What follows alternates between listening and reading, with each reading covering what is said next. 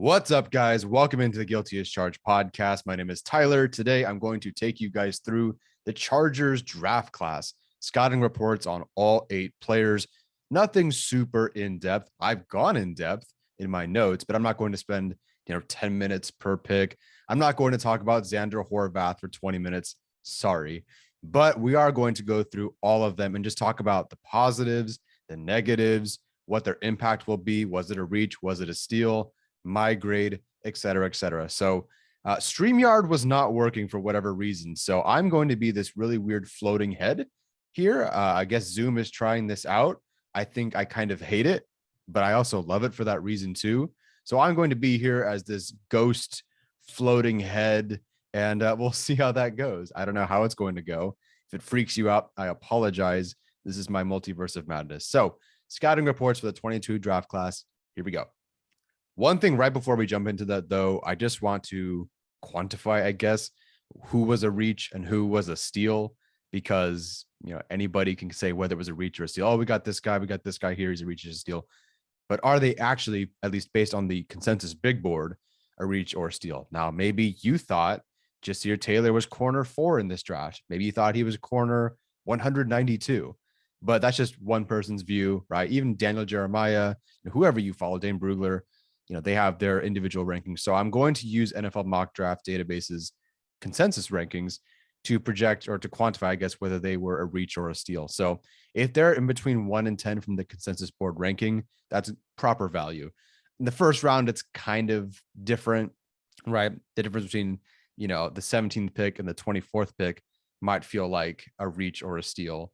But the difference between, that many in round 7, it almost doesn't matter. But I'm just going to keep it here. 1 to 10 is a consensus board proper value. Anything from between 11 and 30 from their consensus board ranking is a reach or a steal. And then anything above that, so 31 or more, that's a big reach or a big steal. There's no big reach. There's no big steal. I'm just going to say big reach, big steal, call it that. But as Arjun says, a reach is often a reach, but a steal is rarely a steal. He did a whole video about that. I'm not going to get into that. I'm just saying. So if it's a reach, it often is a reach for a reason, or it ends up being a reach if you track it over time. But a steal is rarely a steal. We always talk about draft day steals, and to a certain extent, there are steals. It's rarely truly a steal. There's a reason they fell. And then a reach is often a reach. If you can tell it's a reach, it's probably a reach. Jerry Tillery, Trey Pipkins, so Craig Mager, most of Telesco's draft picks. So let's get into it. Here we go. So not a surprise. Zion Johnson is liked by me, of course, liked by Steven, liked by pretty much everybody. Undoubtedly a good player. Undoubtedly I wouldn't say undoubtedly. I personally think undoubtedly the best guard prospect in this class. And most people had him as guard number 1. You might like Linderbaum more because he was like center 1. But as in terms of guards, he was the best guard in this class. And I think that holds up in the rankings, and wherever you look, he tends to be guard 1. So I think that works. Consensus ranking 23rd as IOL 1. To me, this is proper, well, not to me, to our quantification. He's proper value. I had a first round grade on him. He is a great player. Like, he was a really good player, a great prospect for sure. High IQ player on and off the field, multi-position player, tremendous second level and pass pro mobility, which is huge. Some guys are really good. Like, they're just very fast, right? They were former, I forget, is it Parham, Dylan Parham, who was the former defensive player, right? And his get off is fantastic. He's great getting off the line. But how is he in pass protection? Is he as mobile laterally in pass protection and moving through that arc as he is getting down the field? And I think Zion Johnson the numbers check out as is on the RAS score, but on film, he can get downfield, no problem, but he can also run the whole arc, no problem. I think part of that is also because he played tackle, and yeah, he's also a good athlete, so that helps. I really think Zion Johnson is one of the only guys who really brings his lower half with him on his blocking reps. Some guys are just top heavy. I think even Jamari Sailor is too much of a top heavy guy, or someone I really liked, like Marquise Hayes, very much a strong guy, knocks people over, but he's very top heavy, which isn't the worst thing. But some guys really bring their hips and drive and uproot defenders. Zion Johnson was the best in this class, in my opinion, at doing that. at least in terms of guard play. I think other than that, maybe Evan Neal as a tackle. I could say Iko Mekwanu as well, although I think I like Mekwanu more in space to uproot defenders rather than, at the line of scrimmage. But still, Zion Johnson, Evan Neal, Ike Mekwanu, some of the best full body uprooters, I think, in this class. Even though it's not all the time, I think they bring it the most down to down to down. And then just the final bow on top of everything and why I liked him so much is the film is great. The stats are fantastic. And he has the RAS score to back it up. Oh, and by the way, he dominated the Senior Bowl and was Senior Bowl practice player of the week. Like every box was checked with this guy. He's so good. If he doesn't work out, it's because he blew out both of his knees. Like at worst, he's going to be good. Honestly, I think this year he could be a Pro Bowl guard. Now, how does that work with voting? Because some guys are just always voted in no matter what. I don't know. But I know we're kind of psychopaths when it comes to voting. Chargers fans, we know. We're a bit crazy when it comes to voting. Justin Herbert 2020 for sure. So I think we could get him in there as a Pro Bowl vote if he has even a decent season. The negatives were so hard to find. Like, it's not just, if I could probably point to one play where it's like, oh, he's lunging, or I can point to another play where it's like, oh, he didn't pick up a responsibility, or he didn't go help that guy, or whatever. But it's not frequent enough to where I can say it's a problem. Like, one problem is he's undersized. Did it really affect him all that much? No. Is he going to be the biggest guard in the class? No. Sailor is going to be a much bigger guard than him. So I guess that could be a problem, but he can anchor down and he works leverage really well. So I have that in quotation marks because he's undersized and, maybe there's a massive defensive tackle or whatever who can push him down. Maybe. But in college, wasn't really much of a problem, or at least it wasn't a consistent problem. And then there's just sometimes in the second level, I do feel his GPS kind of bugs out. Like I said, he can get to the second level really well, but sometimes it's just like, oh, you missed a little bit, or you didn't quite get to your second level assignment that well. And I think that's potentially, it's obviously not that he's not a smart player. He's a very smart player, but he's also, played so many different positions, left tackle, left guard. They've tried him out at center. They tried him out at right guard, and whatnot. I think that maybe just playing one defined position and just always understanding where you're going to be going from that spot will help him. But again, it feels like a nitpick. I really just sat there for a long time with a blinking cursor trying to figure out what was wrong with Zion Johnson. And there really wasn't that much. So fun fact on him. I do have a fun fact for everybody. It may not be the most fun fact. Some of it's just a stat thing. Some of it's a personal thing, whatever. But Zion Johnson was number one on our stats composite rankings as a guard. Linderbaum was ahead of him, but as a center, and honestly, centers, like, they typically have better stats than guards, unless you're Dan Feeney. So number one on our stats rankings among guards, and was Steven and I, he was our highest graded interior offensive lineman over the past 3 seasons. Now, he did since 2020. I didn't grade in 2020. So in 2021 and 2022, he was my highest graded interior offensive lineman. Same thing for Steven across 3 years. So yeah, us cheering in the audience wasn't just like, woohoo, I'm doing it for effect. I'm doing it to get likes. We were legitimately happy with this pick. It couldn't have been much better for us. Only trading back. The only difference is you could have maybe traded back and gotten him. But because the Texans took Kenyon Green, I think at that point it wasn't going to happen. And then the Patriots reached like crazy for Cole Strange, who I like, but it was a reach. And Zion Johnson probably would have been their pick, in my opinion. That would have been such a good Patriots pick. Nope, he's a Charger. So 2022 instant impact. He's an instant starter. This is no question to me. He's going to start on the line. Obviously, he's a first round pick. He's going to be good. Moving on. Up next is JT Woods, the safety out of Baylor, who was a bit of a surprise in the third round for sure, because right here on the consensus ranking, 137th, safety number 10, and it is considered a big reach. He was ranked 137. We took him at 79. So yes, it is a big reach. Now, I did grade him as a round 3 target. I did really like him. I think he was in my top 10 for safeties, although I only graded like 11, but he was in my top 10, and I gave him a round 3 grade. It's slightly inflated by the fact that he is such a high-end athlete, and because of those takeaways that he had and the fact that he did get his hands on the football. So it's not really like those 6 interceptions. It's not stable. especially because some of them were gimmies. But still, he did get his hands on the football a lot, and he was a high-end athlete. So I grade him as such based on what I saw in 2021, and he had a round 3 grade from me. Again, feels a bit inflated. I think the 4th round really was the perfect spot for him. Obviously, the Chargers went differently and got him in the 3rd round. While it is a reach, I understand why they would go with a player like that, because this is a guy who was a former wide receiver who's just learning the position. And for him to be able to trigger downhill as well as he can, and as well as he showed, even in the missed tackles, it's pretty impressive. Some guys like Alontae Taylor, who joined Tennessee as a wide receiver, he's not perfect, unrefined for sure, but looking at how far he's come as a guy who was a wide receiver, great. And then the Saints took him very early, right? JT Woods, same thing.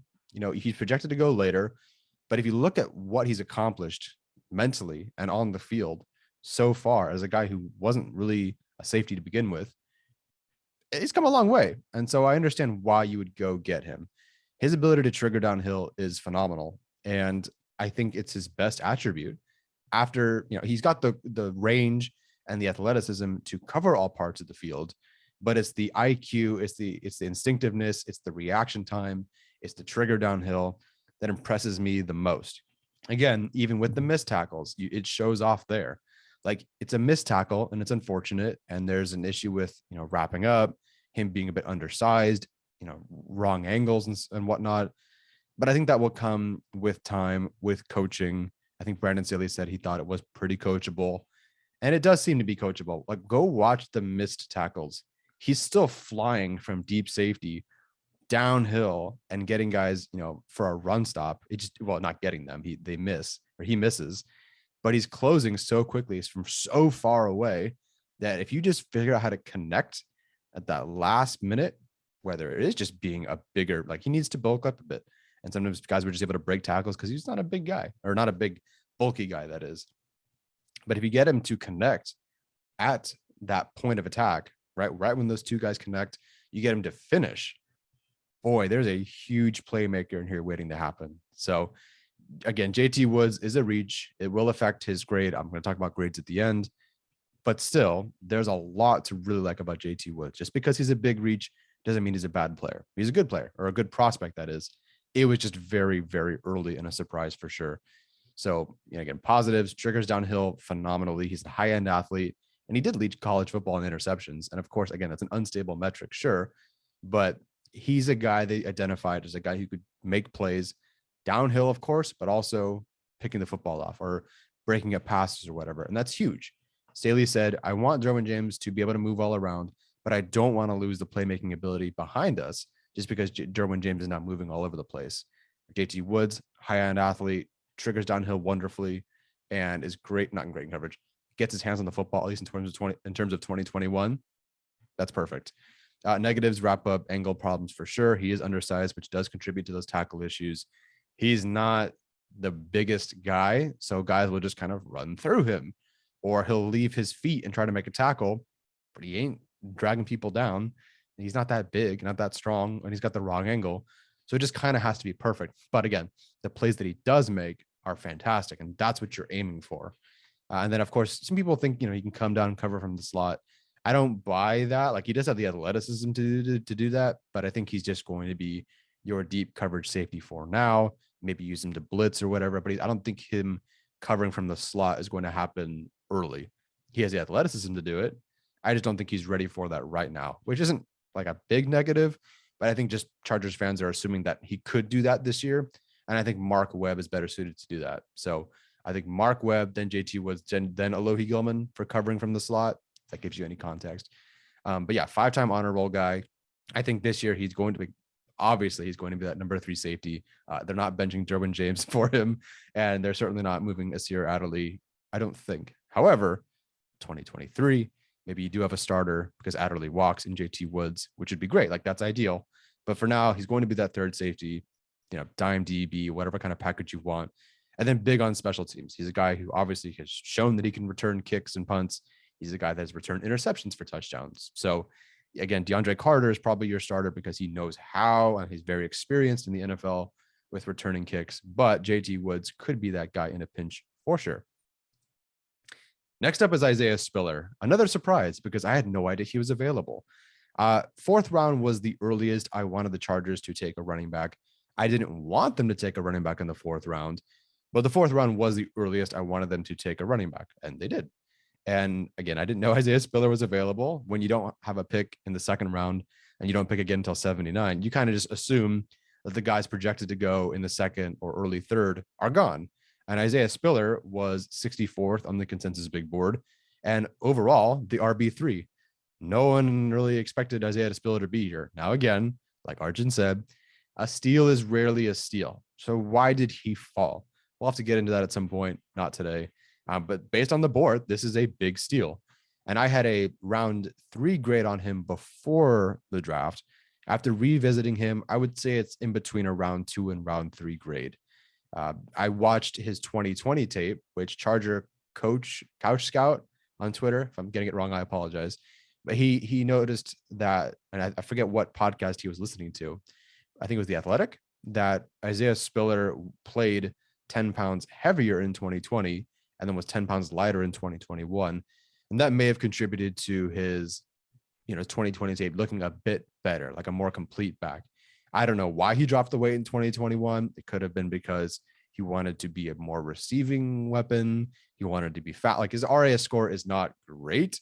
He's obviously not a speedster. So potentially he did drop the weight to try to be faster on the field, whatever. I don't know. Regardless, I do like this pick. It's my third favorite pick in the draft behind Zion Johnson, of course, and Jamari Sailor. I think getting somebody who I think was my RB6 would probably move up to my RB4-5, by the way. Getting someone like that in the fourth round when he was projected to go almost 60 picks earlier in the consensus board, of course, that's not, maybe it's not where he's projected to go, but that was where he was ranked, right? Ranked 64, get him at 123. That's huge.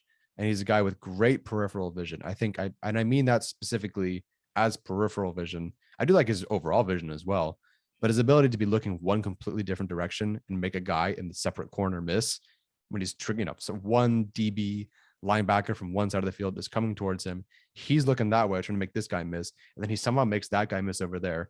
I think I'm going to play it in the clips you're watching, but it's impressive. It's very, very impressive. And the missed tackles forced are evident. 100 missed tackles the last 2 seasons. That works for me. The Chargers were really missing that. And he is a legit backfield, or out wide receiving option. You can use him on the wheel, on a swing, on a screen, whatever. But you can also line him out wide. You can line him in the slot, whatever. You can run him as an angle route, whatever. He's a legit receiving option, which is one of the things I wanted the Chargers to do. Like I've said a couple of times so far on the show and in different places, I either wanted the Chargers to get, both is good, but I wanted them to at least get either a home run, high-end athlete sort of guy or a guy who was a legit receiver. Because, again, I say this joke, but I mean it, and it's true. Isaiah Spiller currently has more receiving yards in the NFL than Larry Roundtree. Why? Larry Roundtree has -1 receiving yards. So the Chargers getting a legit receiving, I don't say if he's a receiving back, but a legit back who can catch the ball out of the backfield or be a weapon out wide. That was huge for them. So them doing that is fantastic. As far as negatives, things that popped up more than not, the East-West running style, or even sometimes South, trying to do too much sometimes. And part of that's because his line wasn't that great, mostly. Kenyon Green was pretty good. But for the most part, his line wasn't the best. So sometimes he would have to create on his own, which is also a good thing, but it can also be a bad thing. Sometimes you just need 2 yards. And I think overall in a short yardage situation, he was fine.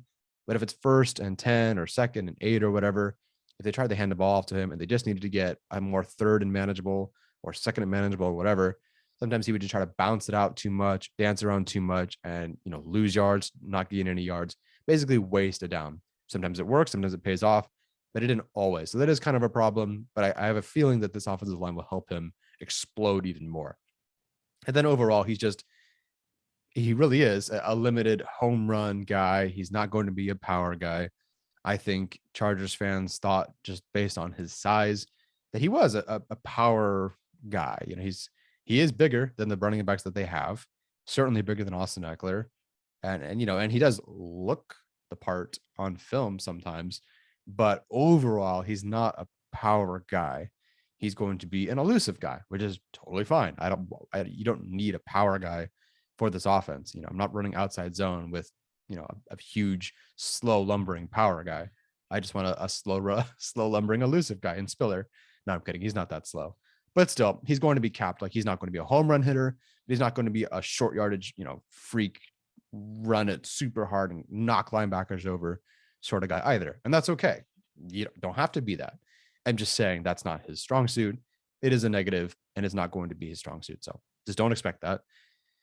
Fun fact, I do bring up the Jerome Ford thing quite a bit because that was a very popular pick for the Chargers at this point. But Isaiah Spiller did lead Jerome Ford in fumbles in a good way. Missed tackles forced, breakaway rate, and yards after the catch per reception. So, if you want a Jerome Ford in the fifth, or even if you want a Jerome Ford over Isaiah Spiller, Jerome Ford was not better than Isaiah Spiller in many categories.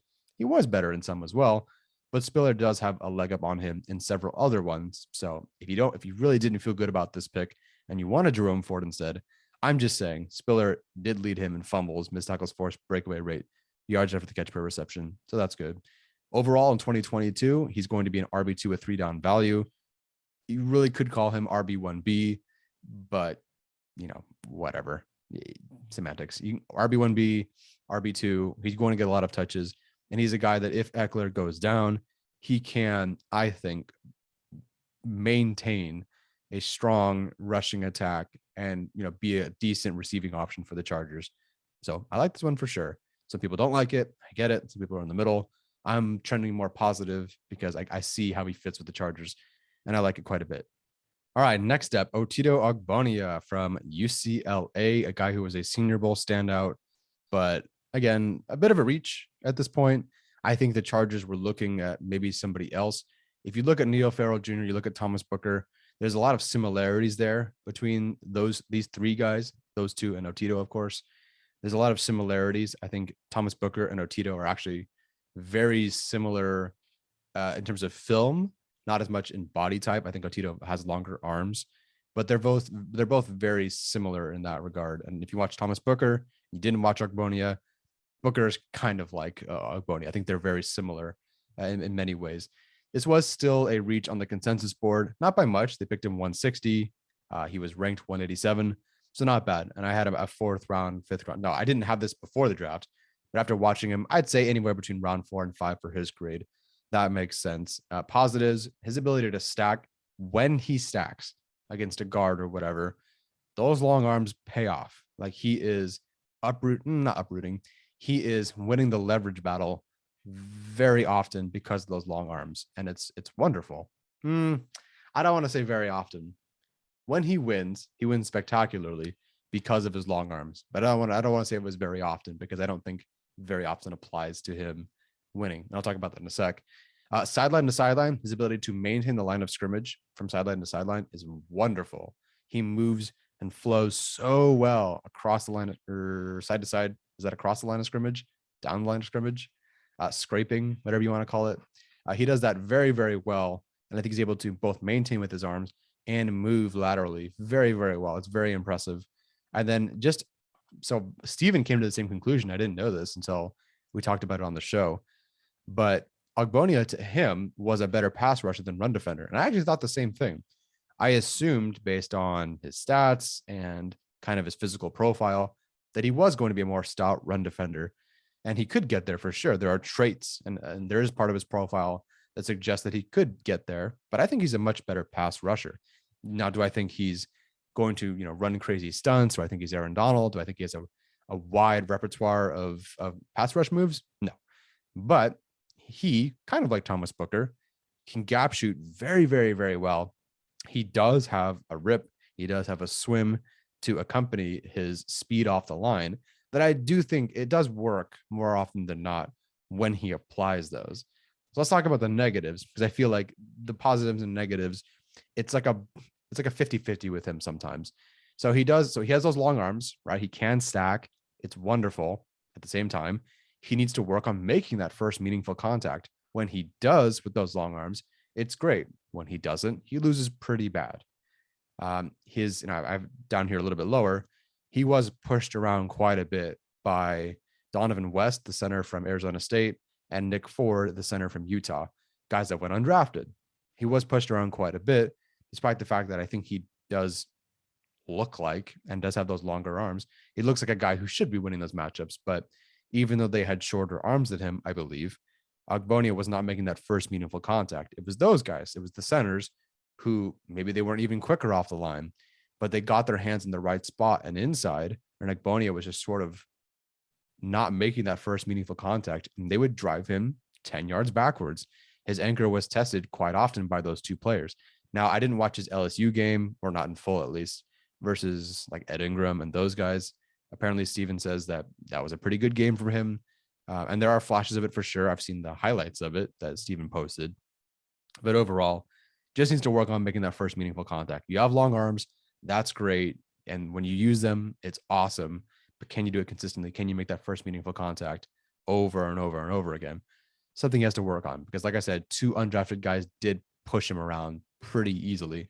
Now he would maybe move to the guard next to those two guys and push them around, no problem. But when it came time to facing Donovan West and Nick Ford, they did push him around quite a bit. And then, I do have to bring it up. He was the worst ranked interior defensive lineman on our composite stats rankings. Again, it's stats based only. It's not based on film, but just based on the stats, he was the worst ranked interior defensive lineman out of, I believe, 17.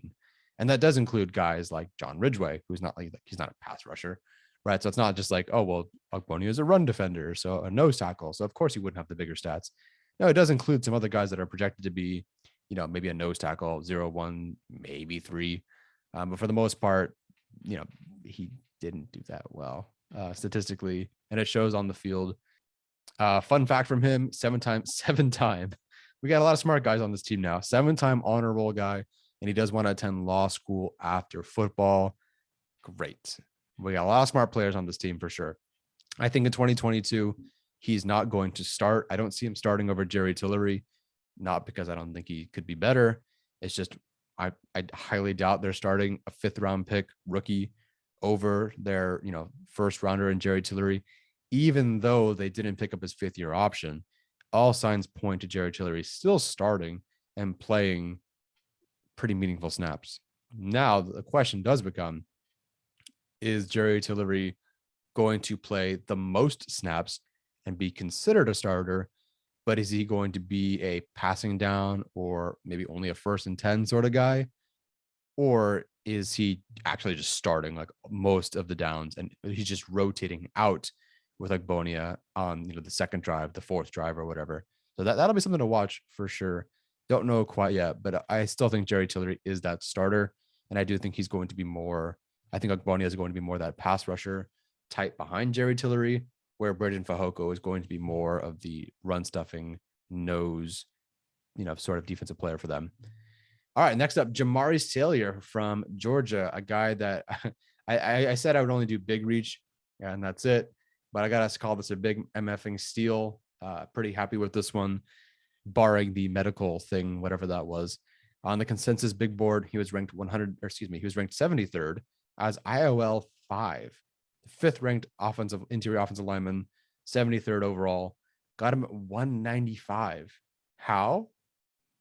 I guess there's a medical thing, but it's so undercovered. I'm willing to bet that it's kind of not a big issue, but we'll see.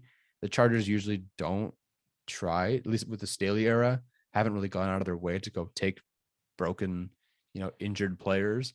So I think some Sailor would be pretty safe here. I'm hoping. Wishful thinking. Positives. So I had a round 2 to 3-ish grade on him. I think I had him more leaning towards round 3, but I graded him as a tackle and just want to talk about him as a guard. So that was kind of as a tackle. If he had played guard, or if at least I had watched his, was it 2019 guard tape or whatever it was, I might have liked him, more. I don't know, but I graded him based on his 2021 tape, and I had a 3rd round grade on him, but I could have seen him going earlier because of the fact that he played at Georgia, the competition that he faced, and the fact that he did statistically perform excellent as a tackle that should be playing guard. So very impressive. One of the things that really stuck out to me was his independent hand usage and his reset of his hands. I don't think a lot of guys in this class are able to do that, at least in terms of the, the tackles. So you have a guy who, and I forget where Arjun had him in the percentile range, but I believe he was like 90th percentile or higher in several pass blocking categories or grades. And it shows like he is a legit pass protecting tackle. He's going to not be a tackle in the NFL because of his athletic limitations, but he can do a lot as a tackle. He's learned so much playing all 5 positions that I really think you have a legit pass protector. And it showed, right? He went through Alabama, Michigan, and Alabama, some legit players, one of them being Aiden Hutchinson.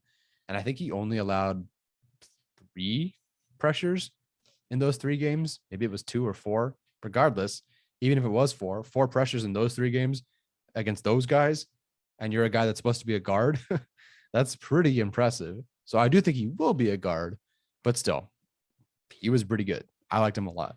So the independent hand usage and reset, fantastic running the arc as well. Not like Zion Johnson running the arc and pass protection, but he's a guy who can protect because of his experience, I guess. Not because he's, very quick on his feet or anything, but because he understands how to mirror, having played so many positions, and he's just a legit pro. I do think he stands out in that regard. 5 position player experience. I believe he started 3 different positions, but has played all 5 in spots. And then he's battle tested. Like I said, Michigan, Alabama again, still earned a 99 pass blocking efficiency. I believe it was right at 99. Fantastic stuff. Negatives, he's not athletic, so he's going to be a guard. Great. A lot of his limitations or some of his problems, it's not like, okay, he can't do these things and this technique is poor in this regard. So if we put him at guard, it's going to fix those things. No, it's not the case. This is a great example of taking a guy who would just be better at guard because he's limited athletically at tackle. He just isn't going to be a great tackle prospect. A little bit slower, a little bit limited in that regard. Guess what? Move him to guard with a guy who, again, is great in pass protection, 99 pass blocking efficiency, all that good stuff. Put him at guard, going to excel, hopefully very quickly. His role will definitely be a toss-up this year for sure. I guess one of the only concerns I have from him, he's an upper half player to offense. I talk about Zion Johnson bringing his hips. Jamari Sailor is a little bit top heavy in that regard. He's a guy who's very big, very strong, but is not exactly, and he uses that, but he's not really bringing the rest of his body. But with coaching, I think he can work with that. That's not a huge concern, but it is something he was a culprit of many times. And then there is that medical flag. I still don't know what it is. Still not quite sure what it is. I know he didn't play all of 2021, but it didn't bug him when he was beating Aiden Hutchinson into the ground. So I don't know what it is, but I guess we'll find out. Hopefully it's not too serious. Fun fact, he was Brandon Thorne's IOL 6. That is not really that much of a fun fact. What is a fun fact is that the Chargers, all 4 of their draft picks the last 2 years have been in Brandon Thorne's top 10 at their position. So Slater, I think, was his his 3rd offensive tackle. Then Hymas was his 9th. And then Zion Johnson was his IOL 1 or 2, if I'm not mistaken. I don't remember where he ended up with those 2. And then he took Jamari Sailor, who was IOL 6 for Thorne. So all 4 of the Chargers draft picks the last 2 years in this Staley regime have all been top 10 at their position, actually top 9 at their position for Brandon Thorne. Not that Brandon Thorne is the only guy who knows anything about football or offensive line football, but that's the guy I'm trusting to know something about offensive line football. So all 4 guys that they've drafted had PBEs, pass blocking efficiencies of 99 or higher, and they were all in Brandon Thorne's top 9. It's pretty good. As far as 2022 impact, I have no idea. He's probably their backup interior offensive lineman, but he could also just win the left guard job over Brendan Hymas, and Matt Filer kicks out to right tackle. So you have this great competition for left guard. One of them wins. Let's say Celia wins. He's your left guard. Zion Johnson, your right guard. Filer's your right tackle. I'm cool with that. You guys cool with that? Whether it happens or not, it's a whole other story. All right, next up is Jasir Taylor from Wake Forest at pick 214. This is where we get a little bit dicey with the consensus rankings and where we get a bit concerned with this whole reach thing, because he was corner 47 on the consensus rankings and ranked at 370. It gets worse later, actually, believe it or not. Jasir Taylor going much earlier than he was projected on the consensus rankings. So yeah, it's a big reach. It should be a big reach, but it's okay. I do see his role.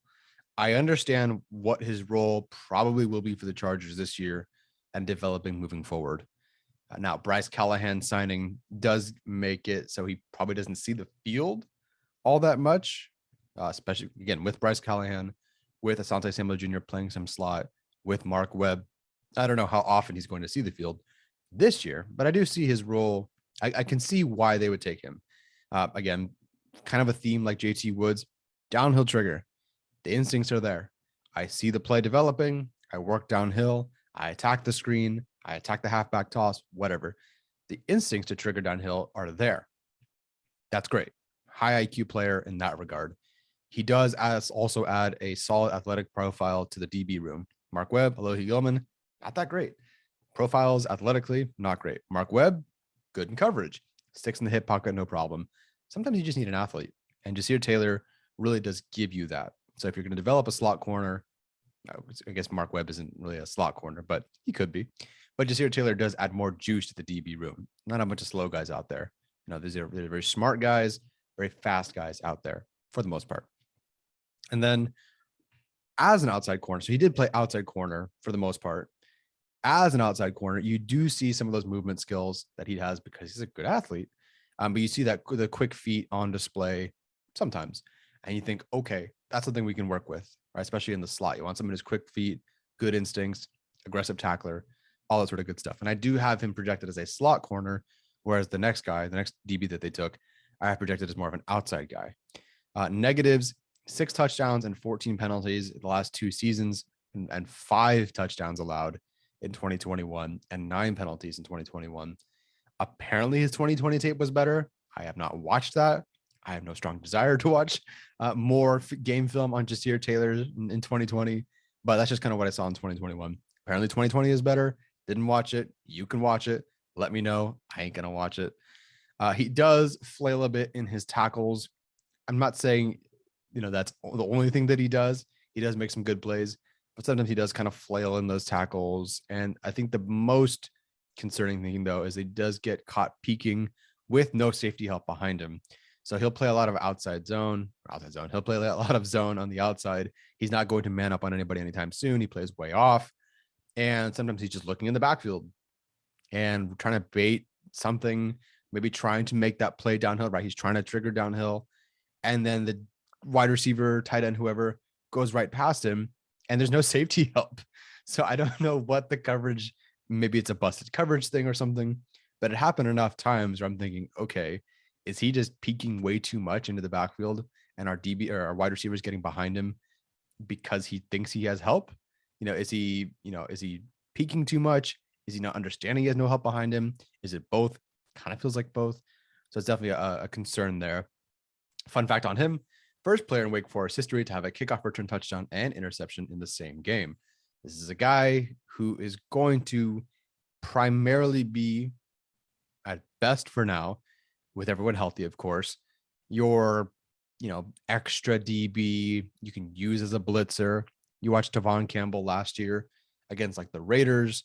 They'd use him as a blitzer, right? And a guy who could kind of play on the field for them as an extra DB. I actually don't remember at that point where he was. Was he DB 5, 6, whatever? I think Jasir Taylor is basically Tavon Campbell's replacement, I think. So the way they used Tavon Campbell initially, which is, use him off the edge as a blitzer, move him around. I think that's kind of what they're going to do with Jasir Taylor. But then again, like I said, they have Bryce Callahan now. So that will kind of keep Taylor off the field. I think he will contribute on special teams immediately. That will keep him on the roster for sure. And then he can be an emergency kickoff returner, punt returner. I think it could be JT Woods. Depends on how involved, but I think Jasir Taylor could also be that emergency kickoff returner, punt returner. If, say, Nasir Adderley gets hurt, JT Woods is starting safety for them. Jasir Taylor could be that next in line special teams returner. The next one, I have the toughest time projecting making the roster. That's Dean Leonard, the outside cornerback from Ole Miss. Another pretty significant reach here based on the consensus board. He was ranked 522 as corner 62. So Jasir Taylor was corner 47. And then 22 picks later, they take Dean Leonard, corner 62, who was ranked 522nd. This is a big reach. I have a hard time grading players as purely undrafted free agents. So I do have him here as, round 7 to UDFA. But I don't like this. Of anybody, this is the guy that should have been the undrafted free agent grade. That should have probably been an undrafted free agent, in my opinion. He's a raw player, which is good. There's a lot of room to grow. He barely played any snaps at Ole Miss, only had 1 year of starting.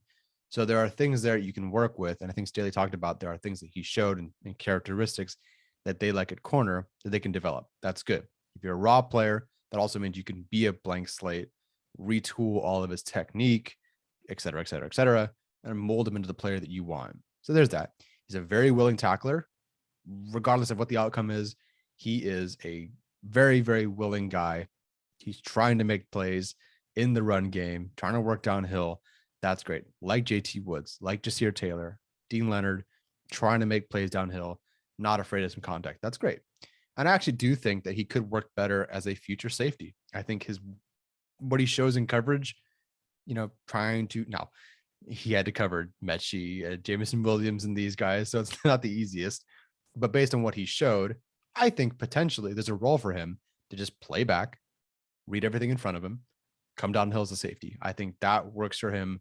I think he could be on the field faster with that role, kind of like an Alohi Gilman sort of thing. I think he can get on the field with that faster than as an outside corner. I don't think he's going to be a slot corner. Again, I think that's what Jasir Taylor is there for. And of course, Bryce Callahan. But I think Dean Leonard is going to compete as an outside corner. And I think he wants to get on the field faster. I think it could be as a safety, but we'll see. And then there are flashes of head turn and passes broken up. Again, what Staley talked about, there are things that we saw in film that we can develop. Those are traits and characteristics that we want. There are times where Leonard is beat and he still hustles down the field, turns his head, knocks the ball down. I believe he had 7 passes broken up in 2021, which is great. That's a solid number to have. There's flashes of it. You want to develop that. It's very early, but it is what it is. Sometimes you take guys a little bit early. Negatives. So he's a raw player. That's a good thing. He's also a raw player. That's a bad thing. Only 1 year of starting at Ole Miss. In 2020, I believe he only had 127 coverage reps. So he finally got to that one full-ish year of starting. And I think even he didn't even really start because there was kind of a rotation that they had. But I guess if we're going to call it starting, he had, I think, 360 coverage snaps in 2021. And so he just hasn't seen the field all that much in college football, NCAA football, which means he's going to jump to the NFL, really not seeing a whole lot of legit college football. And it shows. Double moves were a problem, and that's okay. You're a 7th round pick, projected to be an undrafted free agent. You're not perfect. So you can work on those things. But Jameson Williams, John Mechie, kind of pretty good athletes, kind of good receivers. And they worked him. And I forget I can't believe I'm drawing a blank on the other 2 games that I watched of his, but it was a consistent problem. Double moves, his ability to be fluid with his hips, work sideline to sideline, to follow the receiver, to stick in their hip pocket, just does not have that yet. I think he has the profile to maybe learn how to do that, but this is so new to him. And those guys are so much better and more talented that he looked lost. It was just a bit of a problem for him. And, and unfortunately, he did struggle to disengage from blocks. Jameson Williams, some of the concerns with him is that he was, they would try to use him outside of TX, and Khair Elam, Ahmad Gardner, they would block him down because they were more physical. So Jameson Williams was pushing Dean Leonard around, if that kind of gives you an indication of how that looks sometimes. Again, willing guy, he's trying to fight to get to the football, but sometimes he does get pushed around. I believe there were 2 plays I saw him get pushed out of bounds, which is not great. So you want to be, aggressive. He wants to be aggressive. He wants to get to the football, but he has a hard time disengaging. And, it is what it is. Fun fact, this is Telesco's Notre Dame pick. He went to Notre Dame High School. So there's my fun fact. Went to Notre Dame High School. So Telesco, you sneaky. I see you sneaking that in there. To me, he is the most roster of these 8 guys. He is the most roster bubble of all of them. I think it really comes down to whether they like Devon Campbell as an outside guy or not. If Devon Campbell's only now going to be a slot guy for them, I think Leonard could hold on to the roster spot. But with Michael Davis, with Asante Samuel Jr., with JC Jackson, with Devon Campbell, Jasir Taylor, probably Keemon Hall, those guys, Bryce Callahan, I just don't know if there's another spot for Dean Leonard. They drafted him, but it wouldn't be the first time Telesco has cut a 7th round pick before the season. So again, I think he can develop. I think in year 3, we're talking about a guy who could be, that 6th corner on the roster, who could maybe even be a safety by then, but it's going to take some time, and that's okay. Again, it's totally fine. That's going to take time. There are negatives, there are positives. It's going to take some time, and that's okay. It's just, I do have the hardest time figuring out how to get him on the roster unless they just do not want Devon Campbell anymore, which is also possible. But Dean Leonard is just so raw right now that it's basically like an undrafted free agent making the team. But he's a 7th round pick, so maybe that he has an ability to hold on to the spot a little bit better. Who knows? Last one is Xander Horvath. I shouldn't say whore, and then just pause there. Xander Horvath, the fullback from Purdue. He's actually a running back from Purdue. Another guy who was taken a little bit earlier, but not as much as the other guys. But still, he was drafted at 260. He was ranked 366 as RB37. Now, of course, maybe he was the 2nd best fullback on the board. I have no idea. But he was, in terms of running backs, they loop them all together. They lump them all together. He was running back 37, ranked 366. So this is another big reach, unfortunately. I have a hard time giving someone just a pure undrafted free agent grade because that just feels mean. But it could have gone either way. Like, this is someone sort of like Jasir Taylor, where you bet on the traits, right? Xander Horvath's 9.83 RAS score and what he showed in the limited action that he had. That's something you want to gamble on. And so him as your last pick in the draft, that makes more sense to me than someone like a Dean Leonard. No offense to him. Even though Xander Horvath was projected to be an undrafted free agent, I get why you'd bring someone like Xander Horvath on because he's pretty darn talented. He's an elite fullback athlete, and that shows for sure. He's not an elite running back athlete. Like, he's not going to be pick an elite guy. LaDainian Tomlinson. He doesn't have an elite RAS score for running back, but he's by no means an elite running back like specimen, like someone like LaDainian Tomlinson. Not like that. And then he did have an array of usages at Purdue, which I do think makes him very valuable. And also, it's part of my negatives. We'll get into that in a bit, but he is going to be a weaponized fullback for this team, I think.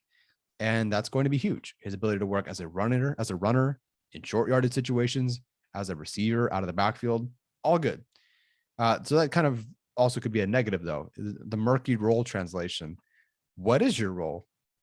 And it seems like a nitpick to say that they know what he's going to be, but I don't know based on his film what he's going to be other than weaponized fullback, which means if he's a guy that's only touching the football and he's rushing with the football, he's receiving the football. Okay, that's cool. That's your college to NFL translation based on what you did in college. But then you're a fullback. So are you blocking? And that leads to the next negative, which is he's only had 51 running block reps the past 2 years. 3 years. I should have changed it. It's actually 3 years. He had, I think, 9 this past year and 21 the years prior. So he hasn't blocked in the run game all that much. And I think there's something like a couple dozen pass blocking reps in there, but he's not like he pass blocks because he's a running back. So he just natural in pass protection on 3rd down, he'll block. It's not like he was playing, inline tight end. It was not like he was playing H-back. He was a running back. So I don't really know what his role specifically is going to be. And that's kind of a negative. That's a really odd negative. But he's a fullback. There's only so much nitpicking I can do here. He does have an elite RAS score, but he doesn't look the part of an elite athlete on the field for a running back. But for a fullback, that can work. So his 9.83 RAS score is 29th out of 1,624 since 1987. So that's pretty good. Like I said, RAS score, good athlete. Maybe there's not as much on the field, but there's a lot of athletic traits there, elite traits as a fullback that you like. And in 2022, listen, this is your starter. Like the Chargers did get a starter here. He's your starting fullback, I would assume, as your more weaponized fullback. So great. Chargers got a starter in the 7th round. Can't say that's wrong, right? Is it fullback? Yeah, but they did get one. So there you go. Let's talk about final draft grades because everyone wants to know what I think, right? No, nobody cares. But I want to give final draft grades for this. So Zion Johnson with an A- for me. JT Woods C+ because of that reach. Isaiah Spiller gets a B+ for me. Otido Agbonia a B-. Jamari Sailor an A. Jasir Taylor a C. Dean Leonard gets a D, my lowest grade. And Xander Horvath gets a C+ from me. I can see, well, we'll talk about their roles in a bit, but I see the vision for 7 out of 8 of these guys. And technically with Leonard, you're developmental outside corner. So I get it. But in terms of this year and even next year, I see how all these guys could get on the field and how they could contribute. Dean Leonard is just the most, not confusing, but I don't quite understand that one just yet. I can talk about why they took him, but I don't really understand like why they went in that direction at this point in the draft. But we'll see when it pans out. So my highest graded pick in terms of my draft grades, like for the draft, not my film and stats grades, Jamari Sailor gets number 1 from me, then Zion Johnson, and then Isaiah Spiller. Those are my top 3. And then just the, Jasir Taylor pick, the reach, Dean Leonard pick, a reach, and then somewhere between, JT Woods and Xander Horvath for being reaches as well. I like JT Woods more than the C+ indicates, but still, we talked about him being a big reach. He's a big reach, and that will affect his grade pretty much all the time. Partially why Jamari Sailor has an A. If he was in the 3rd, 4th round, well, if they took another guard in the 3rd round with Zion Johnson already, nah. But Jamari Sailor as your backup interior offensive lineman in the 6th round, that's an A from me. All right, last slide, just talking about their 2021 impact. Let me move all the way over here for fun. Can I move? Wee. Okay. 2021 impact. The starters are undeniably Zion Johnson, Xander Horvath. I guess Gabe Neighbors could beat out Horvath, but at this point, I highly doubt it. So your 2 legit starters without having to put little asterisks and say, oh, he's a 1B like Isaiah Spiller.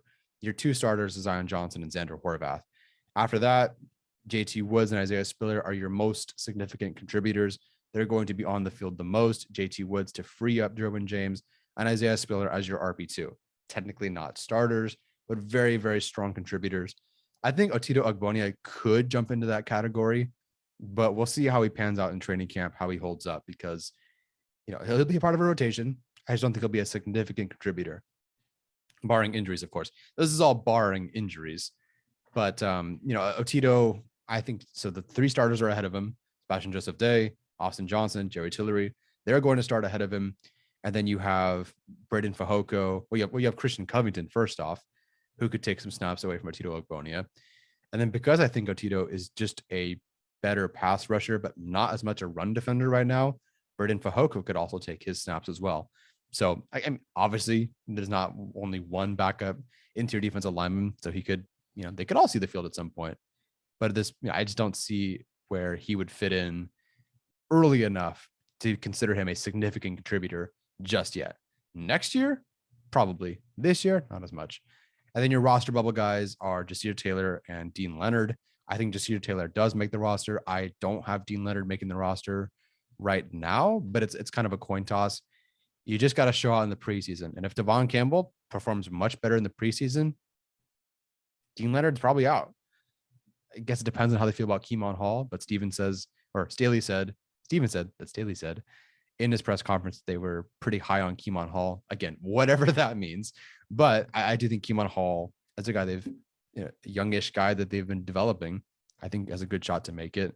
So I do think Dean Leonard is potentially on the outside looking in. Again, if I'm picking anyone who has the worst chance of making the roster, it is Dean Leonard. And then I just have Jamari Sailor down here because it could be anything. He could be a roster bubble guy because you have Brendan Hymus, And if Sailor is only a guard or interior guy to them, you have Hymus, you have Clapp. Hopefully you don't have Clapp, but they have Will Clapp, and Sailor might be a roster bubble guy. Again, I don't believe that, but it's possible. Game day rotation, he could be an extra lineman on the field. Absolutely. Significant contributor, sure. I guess he couldn't be a significant contributor. I guess it's either or. I guess he's either a starter, game day rotation guy, or a roster bubble guy. I don't think he's going to be a contributor unless there's injuries, of course, which, hey, it's possible. But he's not going to be a starter, but he could be. It just depends on what they want to do at tackle, guard, if they want to have a competition for left guard at all, if they want to put Sailor as a competing for right tackle. I don't know. I think he could beat up Pipkins.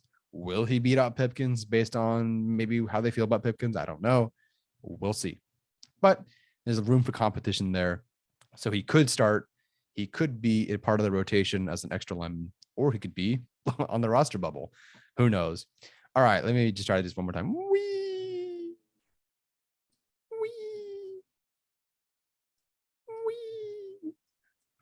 Some of you guys are listening on audio only and you have no idea what I'm talking about. It's because I'm just moving myself on the screen because this is way too much fun. Okay, we're here. That went on way longer than I would have guessed, but whatever. Wanted to get a full scouting report for all 8 guys for you guys out there. Been watching the film. I hate people who are just like, here's my report. And in 30 seconds, they have all the positives and negatives about a player they've not watched. Oh, it took me a while to get here, but I wanted to take the time to watch at least, rewatch the games I've already rewatched or the games I've already watched, or just watch at least 3 games for those guys in that, Jasir Taylor, Dean Leonard, Xander Horvath, that sort of range. So that is it. What do you guys think of this class? Show me your grades for these guys. Hopefully you've watched them and you're not just giving me grades based on YouTube. But it is what it is. Everyone's got time for different things. What are your grades for either the class as a whole? What are your grades for each individual player? Who's your favorite? Who's not your favorite? Who's the biggest dark horse of the group? I don't know. Let me know. All right, guys, take care.